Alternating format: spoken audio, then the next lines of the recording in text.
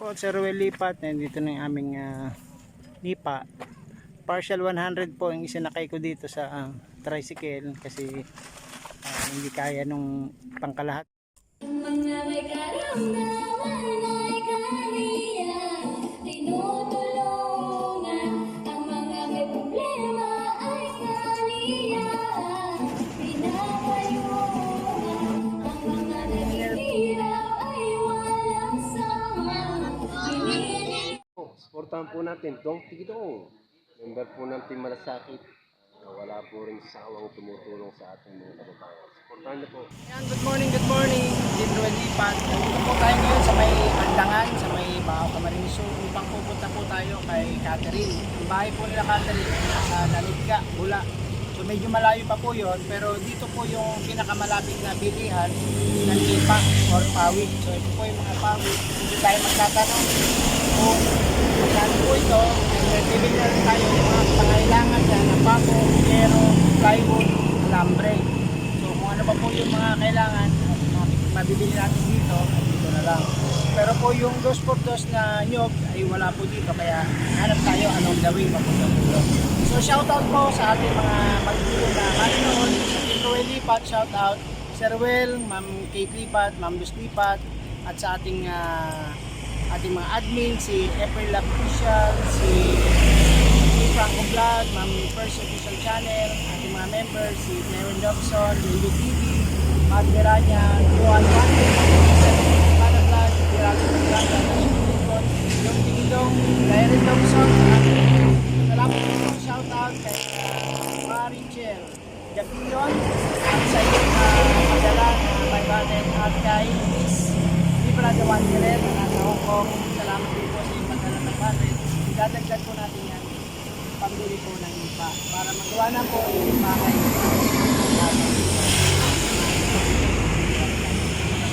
So yun, nandito na po yung ating binili na 400 po ito eh. Hindi pa po nagre-reply sir, kaya wait lang po, hintayin nyo lang. Ito po yung ating nabili na material is nipa. Kulang pa po yan kasi 400, hindi kakasya dito. Mahirapan po tayo kaya di-deliver na lang po yan. Ito po yung ating nabiling alambre at saka pako. So papunta na po tayo ngayon sa Lanip. Hello, magandang maga. Papunta na po kami sa bahay ni Catherine at Junel. Dito po kami sa Lanipga. Kaya samahan niyo po kami.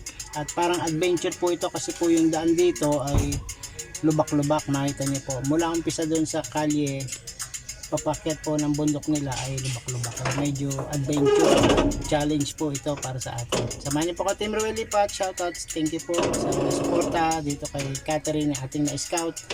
Na yung pong mamula po ng bata pa siya ay malayo na talaga ang kanyang loob sa kanyang ama dahil nagkaroon po sila ng pang-abuso. Yun po yung kwento. Panoorin niyo po sa part 3 ng ating Catherine na kwento. Marami po siyang ibinunyag sa atin na kwento ano po.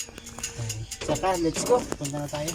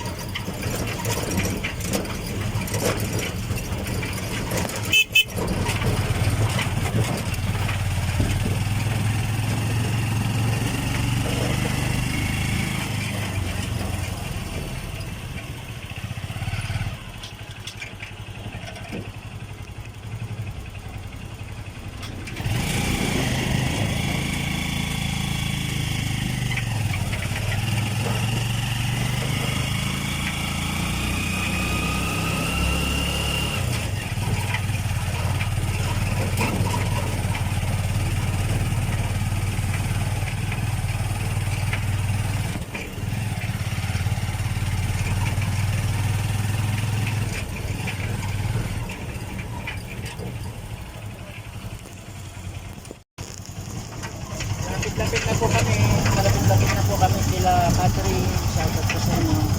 At pinakita ko po namin sa inyo yung magandang view ng bundok. Bundok ng Tralala. Maganda oh.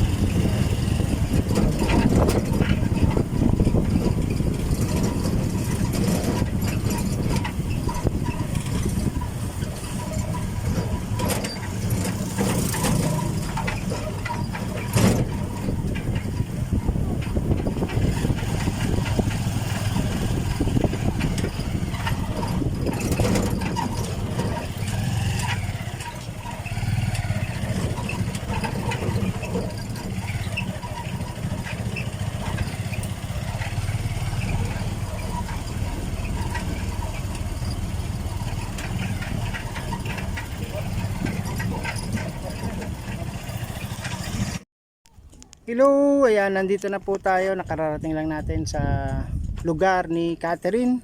So, dala po natin yung partial materials na kailangan natin, partial na nipa. I-deliver na lang po yun ng truck ng lumber. So, ngayon ay eto. Matanaw nyo po. Doon po sa dulo yung bahay nila. Yung dulong-dulo na po yun. Yun, may kalahating bubong na pawid. So, yun po yung lalagyan natin ng pawid. Ito na po yung dala natin ngayon. Kaya makapag-umpisa po tayong magpawid ngayon. And the other day, kapag pre na po si Jonel, ay siya na rin po yung gagawa ng kanilang CB para sa kusina. Ayan, nandito na po si Jonel.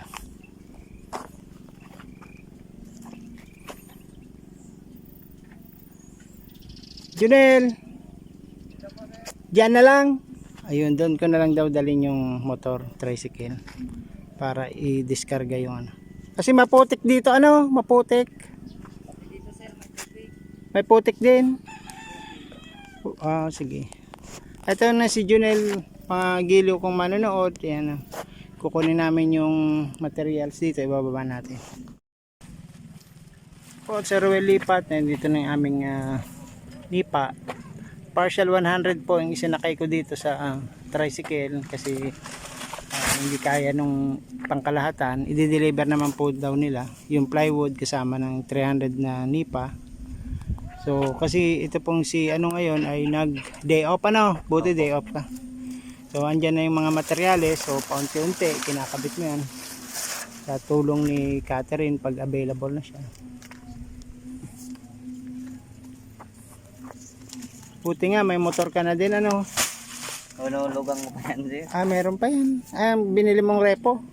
Repo. Ayun. Natsagaan ko, sir, kasi Klase yung dalawa. Dead sundo. Anong trabaho mo sa farm, Jonel? Ano po, magpupulot ng itlog.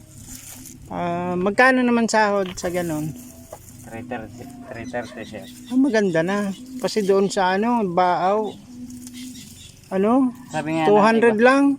Sabi nga sir ng iba, Binig- mababa daw yung sahod namin. Mababa pa daw yun. Kasi yung minimum rate baga dito sa Bicol, Magkano na? sa provincial rate, 395. 395 na. Ganun ba? Kaso, wala kami Walang choice Nakikitrabaho lang ako. Kaya tsagaan pa nga May pako yung iba niyan, mag-ingat ka. para man lang kaysa umasa.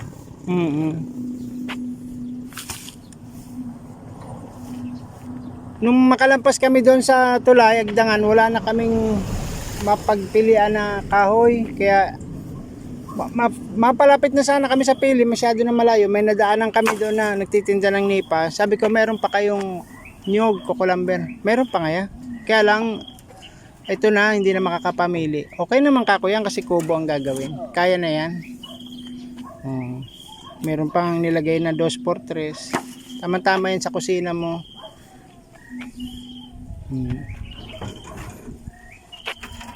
Dahan-dahan ha, nakakasugat yan eh. Paano yan? Kumain na ba kayo? Tanghalian. Magluluto pa sana ako. Ayun, sige, dagdagan mo na ha. Isakupin mo na kami.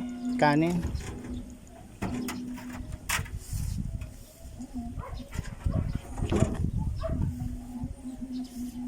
Ikaw tuloy lahat mula nung dinala mo na siya dyan, ikaw lahat. Yeah, sir, pati yung sakripisyo ko papunta sa center.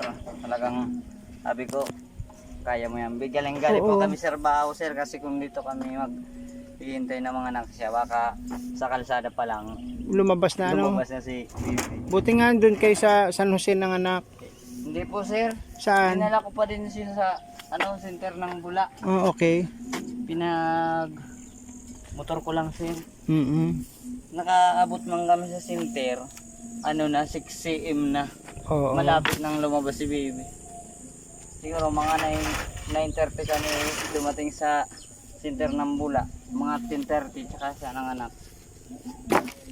Ayun. So nag-thank you din kami nga doon kay doon sa nagtitinda niyang kahoy kasi binigyan ka na lang, sabi niya tulong ko na lang yan. May dalawa siyang binigay diyan na hindi na masyadong mahaba. Maraming sir. Si ay nagpadala si Sir Welly at pambili niyo ng nipa, plywood, tsaka yung mga inilista mo, pako, Opo sir. tsaka yung alambre, andito na lahat yan. So magagamit mo na yan. Praise the Lord tayo at andyan lagi si Sir Welly na handang Salamat, sir. tumulong. Okay, sige.